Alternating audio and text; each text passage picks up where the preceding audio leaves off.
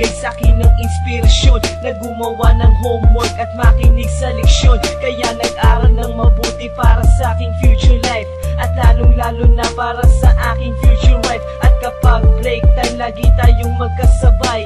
Kinikilig ako pag hawak ko ang iyong kamay, habang tayo ay naglalakad pag tayo'y pauwi. Lalo kong tinatamaan pag ika'y ngumingiti.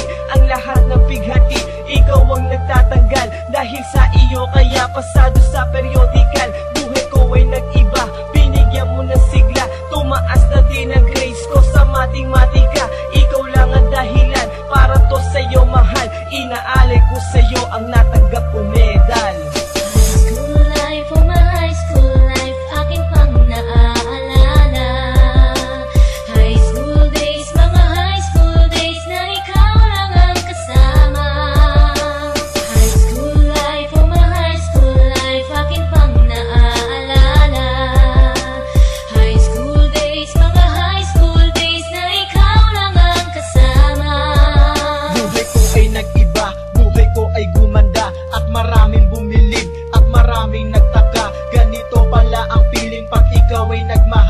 Araw-araw at gabi-gabi akong nagdarasal na sana'y ikaw na nga ang inilaan sa akin. Makasama ko sa buhay para aking mahalin. Nang ako yung sagutin, muntikan na akong madrop, pero dahil sa iyo, naabot ko pa ang ulap. Ngunit ang kapalit, bakit ka bigla nagbago? Lagi kang tulala at parang lagi kang kabado. Hindi ka pumapasok, saan ka nagpupunta? Bumababa na mga grado mo, ano ba ang problema? Nakausapin ka, bigla ka napaiyak. Mabigat ang iyong dala-dala at yan ang natiyak. Nang ikaw ay tinanong, hindi mo ko sinagot. Tumakbo ka pa, alis na para bang ikay takot. Bakit? School life, oh my high school life, akin pang naaalala.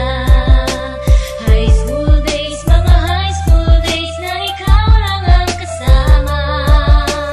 High school life, oh my high school life, akin pang naaalala.